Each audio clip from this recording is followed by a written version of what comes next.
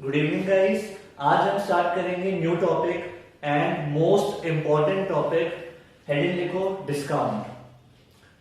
Discount का meaning क्या होता है? A reduction in price, price में कम करना, राइट। टू टाइप्स के होते हैं डिस्काउंट। एक होता है ट्रेड डिस्काउंट और एक होता है कैश डिस्काउंट। Trade, cash. वैसे तो हमने ये डिस्कस किया था थ्योरी में, बट आज फिर से करेंगे क्योंकि आज बहुत इंपॉर्टेंट है। और ये मोस्ट इंपॉर्टेंट क्यों है टॉपिक? क्योंकि मोस्टली स्कूल्स में यहां से क्वेश्चन आएगा ही आएगा। ठीक है, तो स्टार्ट करते हैं सबसे पहले ट्रेड डिस्काउंट। इसका क्या मीनिंग होता है? सपोज आप किसी होलसेल मार्केट में गए। होलसेल मतलब जहां बल्क में सामान मिलता है। अब मान लो आपको एक जीन्स लेनी है, तो आप जीन्स की होलसेल मार्केट गए। दिल्ली में है टैंक रोड, मान लो आप वहां गए। ठीक है, आप टैंक रोड में घूम रहे हो और आपको जीन्स लेनी है। आप एक शॉप पे गए, ठीक है, और आपने एक जीन्स पसंद करी। आपने पूछा सर इसका प्राइस, तो उसने कहा 1000 रुपीज की एक जीन्स, 1000 रुपीज पर पीस। फिर आपने पूछा कोई डिस्काउंट, तो वो आपके हाथ जोड़ देगा और बोलेगा सर आप प्लीज जाओ।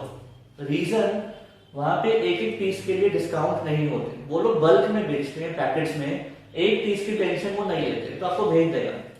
फिर आप उसको पूछोगे अच्छा सर अगर मैं 500 जीन्स लूं तो क्या करोगे? ठीक है, 500 जीन्स, तो अब वो आपने इंटरेस्ट दिखाएगा। सबसे पहले तो आपको बिठाएगा, चाय कॉफी पूछेगा, उसके बाद बोलेगा हाँ जी भाई साहब अब बताओ। अब आपने उससे मांगी 500 जीन्स। ठीक है, मान लो आपने अपने एरिया में जाके सेल करनी है, तो आप पूरा बल्क में सामान उठा रहे हो। तो होगा क्या, जो जीन्स के ऊपर प्राइस लिखा था 1000, एमआरपी लिखी हुई थी 1000, अब वही जीन्स वो आपको 800 में दे देगा। क्योंकि आप 500 जीन्स ले रहे हो, तो वही जीन्स 800 पर पीस में दे देगा। ठीक है, इसे क्या बोलते हैं? Trade discount. ये कब मिलता है? जब हम बल्क में सामान लेते हैं बहुत ज्यादा, तो वो आपको प्राइस में कमी करेगा ही करेगा, मतलब प्राइस में रिडक्शन करेगा। और ऐसा नहीं है कि वो अपना नुकसान करवा रहा है, ऐसा बिल्कुल नहीं है। अगर उस पर 1000 रुपीज एमआरपी लिखी है ना, तो उसको तो वो 500 की भी नहीं पड़ी थी, मतलब काफी सारा मार्जिन था। तो अगर वो आपको 800 की बेच रहा है, तो भी वो प्रॉफिट कमा रहा है बहुत अच्छे से। ये समझ पा रहे हो? तो ट्रेड डिस्काउंट का मतलब क्या होता है? जब हम बल्क में खरीदते हैं लार्ज क्वांटिटी और हमें डिस्काउंट मिलता है, quantity discount, that is called trade discount. ठीक है, ट्रेड मतलब बिजनेस करते हुए डिस्काउंट मिला क्योंकि हमने बल्क में खरीदा। ध्यान रखोगे? अब 500 जीन्स आपने ले ली 800 के हिसाब से, तो ये इसका बिल बन गया 8 5 40, 1 2 3 4 लाख का बिल बन गया। अब बिजनेस में उधार तो चलता है, इतनी बड़ी पेमेंट एक साथ नॉर्मली हम नहीं करते, करने को कर सकते हैं, बट मान लो आपने उसको बोला कि सर मुझे 3 मंथ्स का टाइम चाहिए, 3 मंथ्स का। ठीक है, तो उसने कहा ठीक है सर ले लो 3 मंथ्स का टाइम, कोई बात नहीं। अब 3 महीने बाद आपने पे करना है। अब मान लो 3 महीने बाद आप पे करने आते हो, ठीक है, एंड हमारी एक आदत होती है, इंडियंस की आदत क्या होती है? डिस्काउंट मांगने की, फिर से बार्गेनिंग करने की। तो जब आप पेमेंट करने आए, आपने बोला सर थोड़ा सा डिस्काउंट और दो, थोड़ा सा पेमेंट के टाइम पे। तो जब पेमेंट के टाइम पे मान लो उसने आपको 5% का डिस्काउंट और दिया, मान लो, क्योंकि आपने उसको बोला कि सर मैं थोड़े कम करना चाहता हूँ, तो 5% का डिस्काउंट और दिया और वो हो गया 20,000 मान लो। तो फिर आप कितना पे करोगे? 380। तो जब पेमेंट के टाइम पे हम डिस्काउंट मांगते हैं, पेमेंट के टाइम जब हम कैश पे कर रहे हैं, तब जो हमें डिस्काउंट मिलता है उसे क्या बोलते हैं? Cash discount. क्या बोलते हैं? Cash discount. आई रिपीट, जब आप पेमेंट करने जाओगे, ठीक है, तो उसे डिस्काउंट मांगोगे, that is called cash discount. तो जब हम गुड्स को खरीदते हैं, परचेज करते हैं, उस टाइम पे जो डिस्काउंट होता है that is called trade discount. जब हम लार्ज क्वांटिटी में लेते हैं, और जब हम पेमेंट करते हैं that is called cash discount. ठीक है, एक और एग्जांपल आपने देखा होगा, अगर आप एक पेप्सी लेते हो, एक पेप्सी, जो मान लो बड़ी वाली पेप्सी 80 रुपीज की है, बट अगर आप उसकी पूरी क्रेट लेते हो, ठीक है, बल्क में लेते हो, तो वही 80 रुपीज वाली पेप्सी आपको अप्रॉक्स 65 या 70 की पड़ती है पर पीस। ठीक है, समझ पा रहे हो? That is called trade discount, जब हम बल्क में लेते हैं। ठीक है, तो दोनों में बेसिक डिफरेंस ये है कि ट्रेड डिस्काउंट मिलते हैं जब आप लार्ज क्वांटिटी में खरीदते हो, और कैश डिस्काउंट कब मिलते हैं? जब आप पेमेंट करते हो। अब स्टार्ट करें। सबसे पहले आप लोग हेडिंग लिखो number 1 trade discount, trade discount, और ब्रैकेट में लिखो at the time of purchase, eight the time of purchase, bracket close, क्योंकि ये गुड्स को खरीदते टाइम मिलता है, ठीक है। इसमें एक्सप्लेन करेंगे it is allowed when goods are purchased in bulk, large quantity, that is large quantity, full stop. This discount is allowed both on credit as well as cash transactions, comma, since it is related to the purchases and not to the payment, इसका meaning मैं भी समझाऊंगा, पहले आप लिख लो and not to the payment, full stop. अब next line में लिखना note, no separate entry is passed for the trade discount, no separate entry is passed for trade discount. Sale is recorded at the net amount, that is list price less trade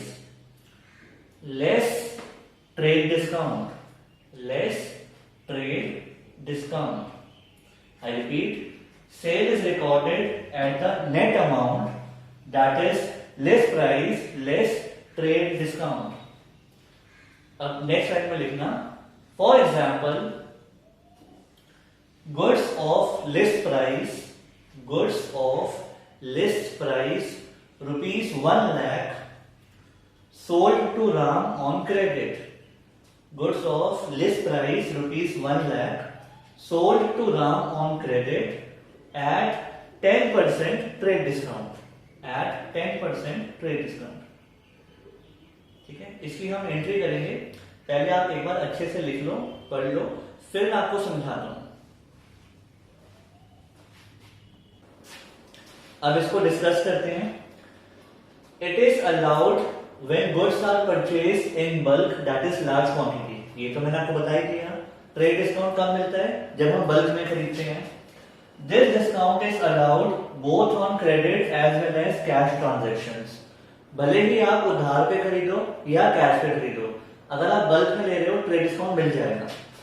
since it is related to the purchases and not to the payment. इसका क्या मतलब हुआ? Trade discount कब मिलता है? जब आप सामान को खरीद रहे हो, ठीक है। पेमेंट से इसका कोई रिलेशन नहीं है, भले ही आप उधार पे लो या कैश पे। अगर आप बल्क में खरीद रहे हो तो ट्रेड डिस्काउंट पक्का मिलेगा, ठीक है। पेमेंट आप कभी भी करो, डजंट मैटर। तो यहाँ पे क्लियरली लिखा हुआ है it is not related to the payment, ठीक है। पेमेंट से कोई रिलेशन नहीं है ट्रेड डिस्काउंट का। अब most important note, no separate entry is pass for trade discount. इसका क्या मीनिंग है? ट्रेड डिस्काउंट की कोई एंट्री नहीं होती, जर्नल में ये दिखाया ही नहीं जाता। अकाउंट्स में किसी भी चैप्टर में ट्रेड डिस्काउंट की कोई एंट्री नहीं होती, नो सेपरेट एंट्री। इसको नहीं दिखाया जाता। क्यों नहीं दिखाया जाता अभी डिस्कस करेंगे, ठीक है। अब सुनना ध्यान से। Goods of list price 1 lakh sold to Ram on credit. आपने राम को गुड्स बेचे उधार पे, उसकी एंट्री बताओ। उसकी एंट्री होती है Ram account debit to sales, ठीक है, क्योंकि ये हमारा एसेट है, डेटर बनने वाला है, और ये इनकम है। आगे लिखा हुआ है 10% ट्रेड डिस्काउंट। अगर 1 लाख के गुड्स हैं और उसके ऊपर 10% डिस्काउंट मिल रहा है, 10% मतलब 10,000, तो सेल कितनी की हो गई? 90,000 की, ठीक है। अब आपके पास 2 ऑप्शन है, एक तो राम टू सेल्स और एक और ऑप्शन है, क्योंकि आपने डिस्काउंट दिया है और दूसरा ऑप्शन है Ram's account debit, discount account debit to sales. ठीक है, आपने बेसिकली 1 लाख के गुड्स 10% डिस्काउंट में बेचे, 90 में बेचे, तो एक तो ये ऑप्शन है कि 90 की सेल दिखा दो, और ये ऑप्शन है 1 लाख की सेल दिखा दो, 10,000 का डिस्काउंट दे दिया जो हमारे लिए नुकसान है, और 90,000 लेने हैं। आप सोचो कौन सा दिखाया जाएगा? इसमें ये वाला ऑप्शन दिखाया जाएगा। ठीक है, ट्रेड डिस्काउंट को शो नहीं किया जाता। अब क्यों नहीं किया जाता, उसका रीजन, मान लो आप चांदनी चौक जाते हो, चांदनी चौक गए शॉपिंग करने, आपने सुना होगा वहां पे लेडीज सूट साड़ीज का बहुत बल्क में काम होता है, तो आपने 1 लाख की साड़ीज खरीद ली जिसपे एमआरपी लिखा हुआ है 1 लाख। ठीक है, लिस्ट प्राइस का मतलब होता है एमआरपी। 10,000 का उसने आपको डिस्काउंट दिया क्योंकि आपने काफी सारी खरीदी। ठीक है, तो आपके बिल बना 90,000 का, जो वहां पे शॉपकीपर है उसने 90 का बिल बनाया। तो एक बात बताओ, आप पैसे कितने दोगे? 90,000, और वो सेल कितनी दिखाएगा अपनी? 90। क्या उसकी 1 लाख की सेल हुई है? 1 लाख तो एमआरपी लिखा हुआ था ना, सेल कितने की हुई है? 90 की ना। अब आप बताओ, जब वो अपने बिल्स में रिकॉर्ड करेगा तो वो 1 लाख की सेल दिखाएगा या 90 की? 90 की दिखानी चाहिए। अगर वो 1 लाख की दिखा देगा ना, तो 1 लाख की इनकम का मतलब होता है टैक्स भी 1 लाख में भरना पड़ेगा, लेकिन 1 लाख की तो सेल ही नहीं हुई। सेल कितने की है? 90 की, तो वो 90 पे टैक्स भरेगा ना।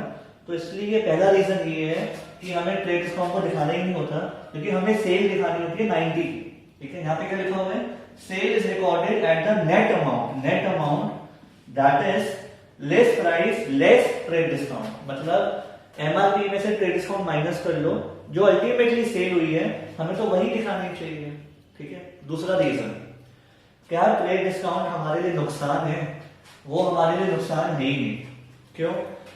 इससे तो हमारी सेल्स बढ़ती है। अगर आप ट्रेड डिस्काउंट देते हो तो आप बेसिकली सेल्स अपनी बढ़ा रहे हो, क्योंकि क्वांटिटी में सामान खरीदा जाएगा। ठीक है, तो ट्रेड डिस्काउंट देने से हमारा कोई नुकसान होता ही नहीं है, हमारा तो फायदा होता है, सेल्स बढ़ जाएंगी।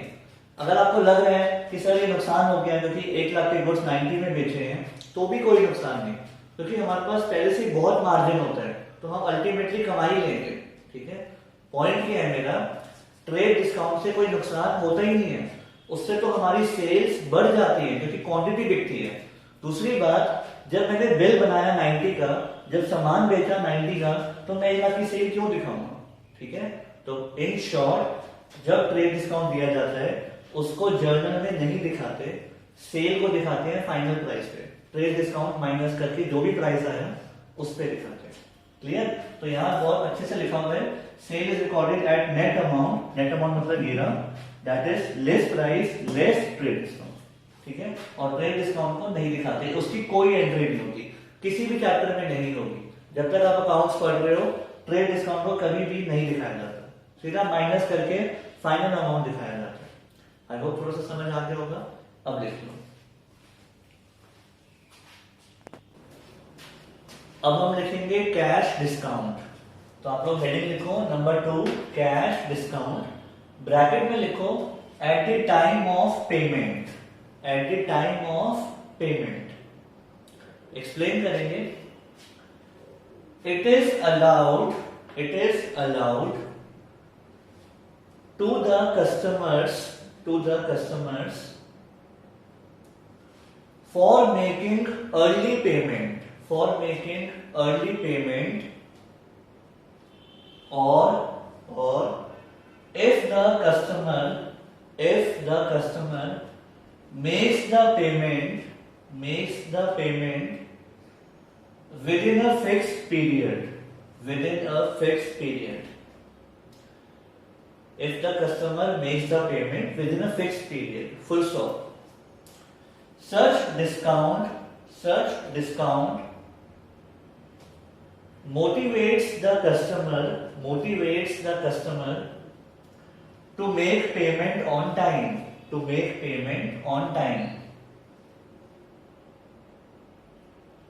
अब इसके बाद लिखना नोट नेक्स्ट लाइन में, कैश डिस्काउंट इज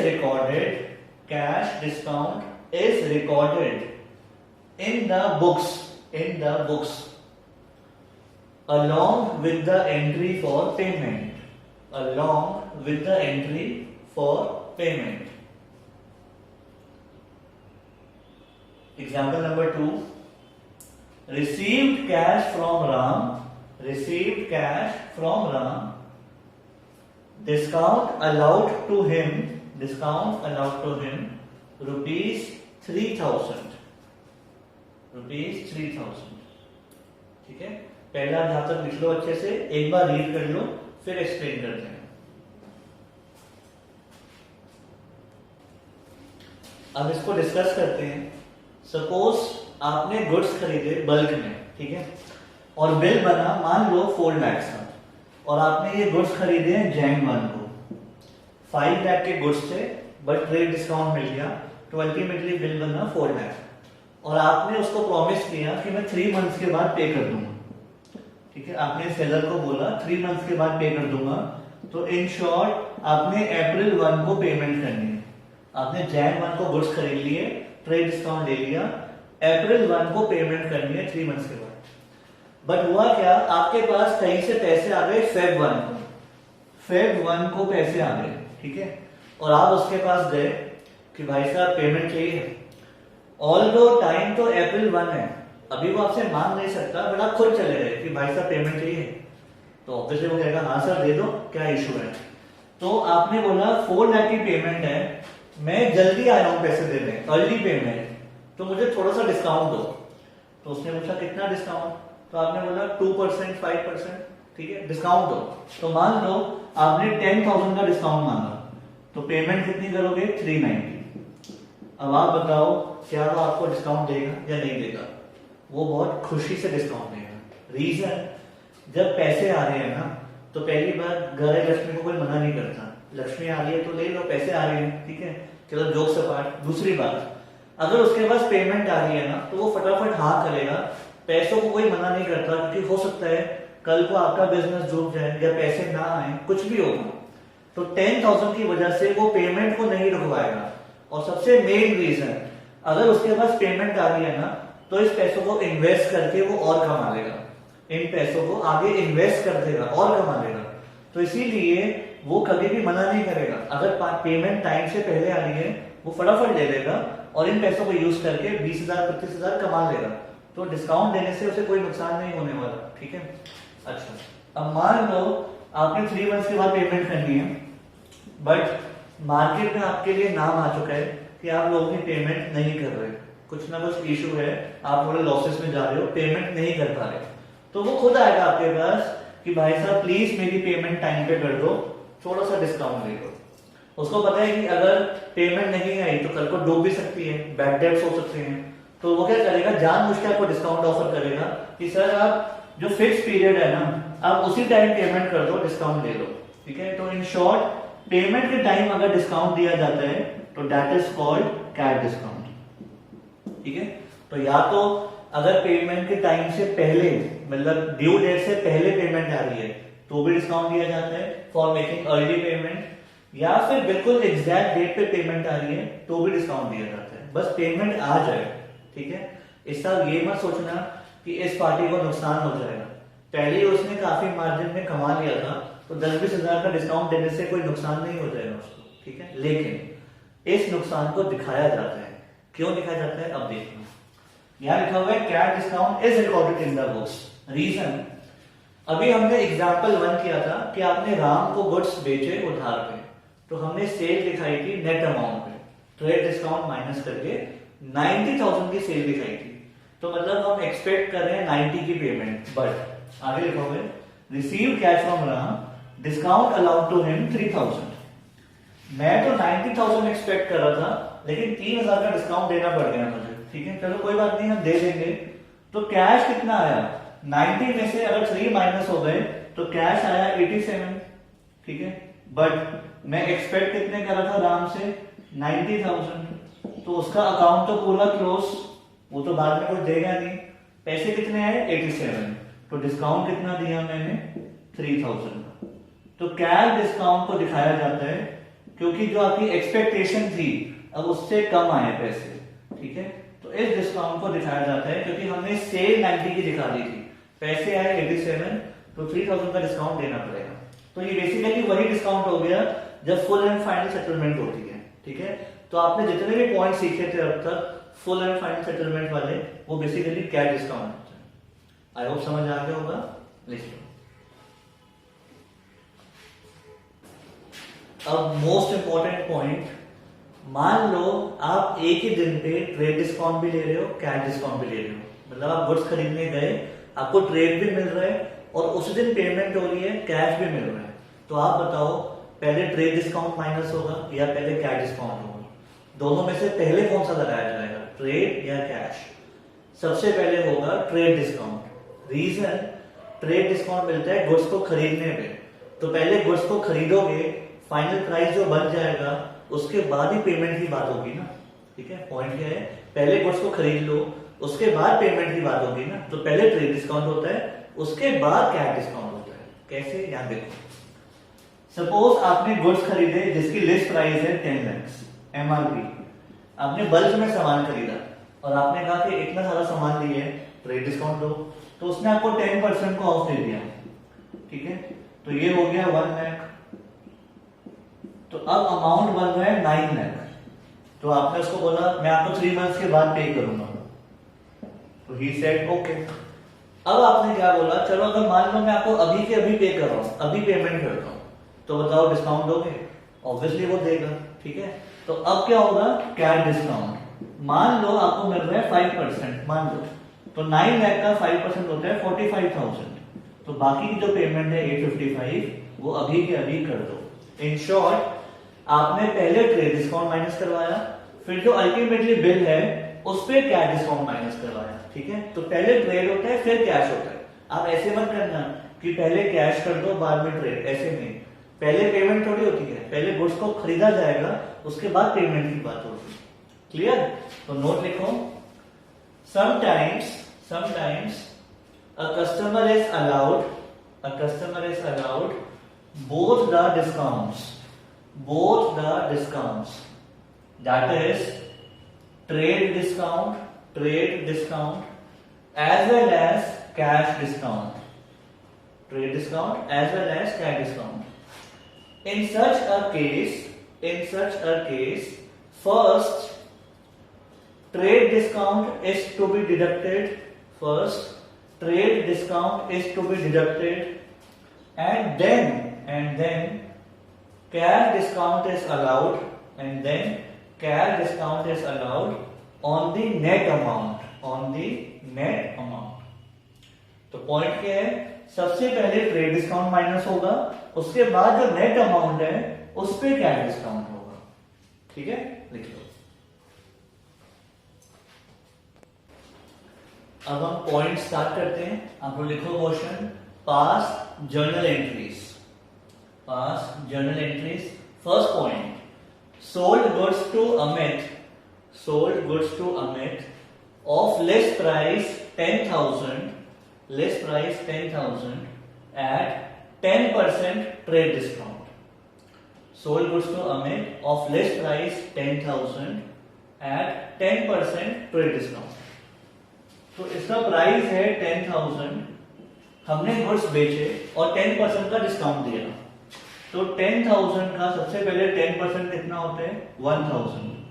इसका मतलब हमने सेल कितने की करी, 9,000। तो नेट सेल्स हमारी आ गई 9,000, करेक्ट। अब आपने अमित को बेचे हैं उधार पे, क्योंकि नाम आ गया और कैश के बारे में मेंशन नहीं है। तो उधार पे जब बेचते हैं तो एंट्री क्या होती है, Amit account debit to sales account, ठीक है। आपके लिए एसेट आ गया, डेटर और इनकम। कितने के गुड्स बेचे, 9,000। ट्रेड डिस्काउंट को नहीं दिखाया जाता तो हम डायरेक्टली 9,000 दिखा देंगे, correct. Second point, received from Amit 8,500 in full and final settlement. Received from Amit 8,500 in full and final settlement. अब कुछ टाइम के बाद पेमेंट आई, 9,000 आने थे, 8,500 आए, ठीक है। तो कैश आ गया 8,500, cash account debit 8,500। Final settlement मतलब अमित इसके बाद कुछ नहीं देगा, तो अमित का अकाउंट क्लोज। अमित का अकाउंट था 9,000 से, डेटर खत्म, पैसे कितने आए 85, 500 का हमें नुकसान हो गया, that is called discount allowed. और नुकसान क्या होता है? Debit, increase in expense debit. ठीक है, आई होप समझ आ गया होगा। लिख लो। अब पॉइंट नंबर 3 करेंगे, goods purchase of less price 50,000 from Rahul at 20% trade discount।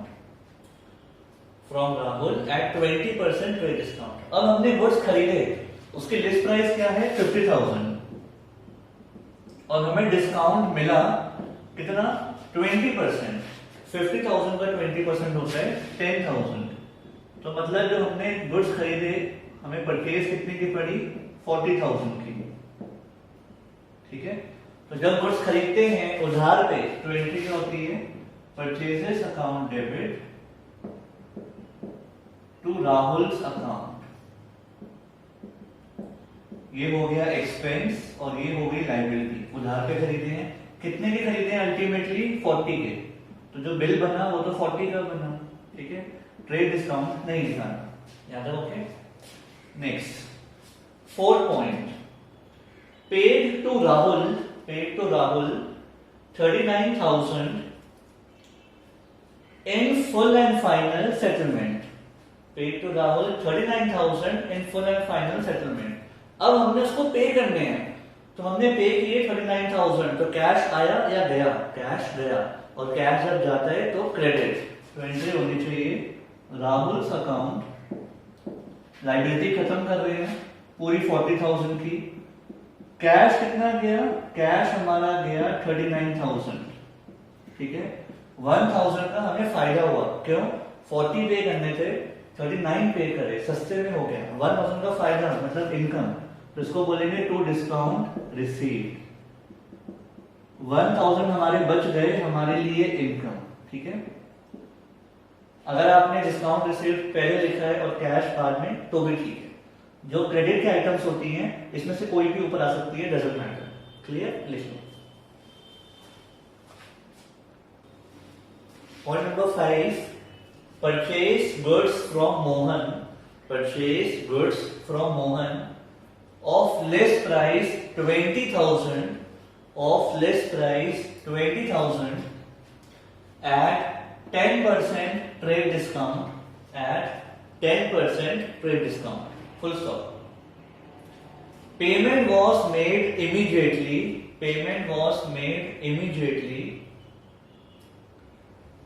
and availed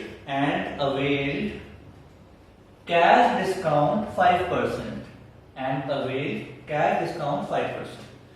अब आ गए वो पॉइंट्स जिसमें ट्रेड और कैश दोनों एक साथ हैं, एक ही दिन पे। तो हुआ क्या? सबसे पहले तो हमने गुड्स खरीदे मोहन से, लिस्ट प्राइस है 20 और 10% का ट्रेड डिस्काउंट ले लिया। ध्यान से देखना, लिस्ट प्राइस थी 20,000 और आपने 10% का तो ट्रेड डिस्काउंट ले लिया। 20 का 10% होता है 2,000, तो इसका मतलब हमें गुड्स पड़े कितने थे? 18,000। ठीक है, तो नेट परचेज आ गई 18,000। अब हुआ क्या? हम अभी के अभी पेमेंट कर रहे हैं और हमें डिस्काउंट मिल रहा है 5%। आप बताओ 5% का डिस्काउंट 20,000 पे होगा या 18,000 पे? 18,000 पे होगा, क्योंकि अब तो हमारे गुड्स माने जाएंगे 18,000 पे। हम अभी के अभी पेमेंट कर रहे हैं और 5% हमें इस पे क्या डिस्काउंट मिल रहा है। तो 18,000 का 5% कितना होता है? ये होता है 900। तो इन शॉर्ट हमने पेमेंट कितनी करी? पेमेंट हो गई 17,100। ठीक है, दोबारा देखो, 20,000 के गुड्स थे, 10% तो ट्रेड डिस्काउंट मिल गया, तो हमें गुड्स पड़ने वाले हैं 18 के, बट हमने उस बिल पे भी 5% का क्या डिस्काउंट मांग लिया, तो पेमेंट कितनी होगी? 17,100। अब उधार तो है नहीं, पेमेंट अभी के अभी हो रही है, कैश आ रहा है या गया? कैश तो गया, तो क्या होगा? क्रेडिट। सबसे पहले परचेजेस अकाउंट डेबिट। गुड्स कितने के हैं? 18,000। ये ध्यान रखना, नेट परचेज। ठीक है, क्योंकि ट्रेड डिस्काउंट तो शो होता ही नहीं है, तो जो नेट परचेज है वो शो होगी 18,000। उसके बाद कैश कितना गया, कैश गया 17,100, ठीक है। हमने तो परचेज मान ली थी 18,000 की, बट पैसे कितने गए 17,100, तो 900 का हमें फायदा हो गया इनकम, और इनकम क्या होती है क्रेडिट, तो टू डिस्काउंट रिसीव 900, ये गया कैश और ये हो गई इनकम। क्लियर? तो आपको ऐसे प्रेजेंट करना है और ये आपका वर्किंग नोट होगा। अगर स्कूल में बोला गया है कि वर्किंग नोट दिखाना है तो ये जरूर दिखाना, मोस्टली स्कूल्स में बोलते हैं कि दिखाना है, और अगर नहीं बोला गया तो ये कंपलसरी नहीं है, right. Next point, point number 6, sold goods to Shyam, sold goods to Shyam of list price 1 lakh, of list price 1 lakh at 20% trade discount, at 20% trade discount, full stop. Payment was received immediately, payment was received immediately for a cash discount of 10%, for a cash discount of 10%. अब ये point साथ साथ आप भी try करो। सबसे पहले हमने गुड्स सेल किए जिसकी लिस्ट प्राइस है 1 लाख, और 20% का हमने डिस्काउंट दे दिया, तो 1 लाख का 20% हो गया 20,000, तो जो हमारी सेल्स है वो मानी जाएगी 80,000 की, राइट। अब वो पेमेंट अभी के अभी कर रहा है और उसने हमसे डिस्काउंट मांगा और हमने दे दिया 10% का, तो 80,000 के ऊपर मैंने क्या डिस्काउंट दिया 10%, मतलब 8,000, तो पैसे आए कितने 72, कैश रिसीव कितना होगा 72,000 का, राइट।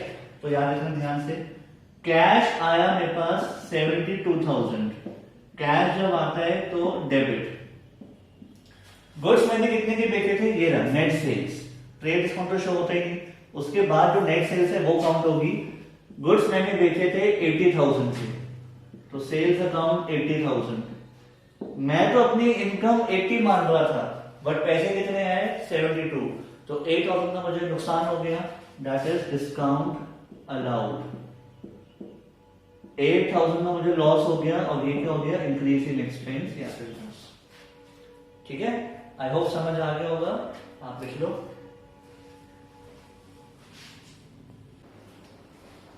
सो गाइस आज के लिए इतना ही। अब नेक्स्ट क्लास में हम इसके करेंगे और tough points, tricky points, but next class से पहले एक बार आप ये वाली क्लास रिवाइज जरूर कर लेना, तभी आपको समझ में आएगा, ठीक है। सो सी यू।